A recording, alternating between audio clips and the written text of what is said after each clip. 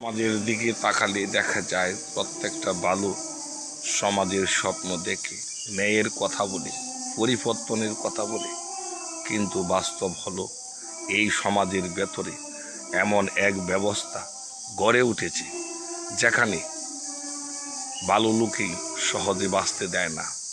আজ যদি কেউ সত্য, ন্যায় আর মানুষের অধিকারের জন্য দাঁড়ায়, তখন সেই মানুষকে একা করে দেওয়া হয়, তার কণ্ঠকে কণ্ঠরূপ দমিয়ে দেওয়া হয় চেষ্টা করে।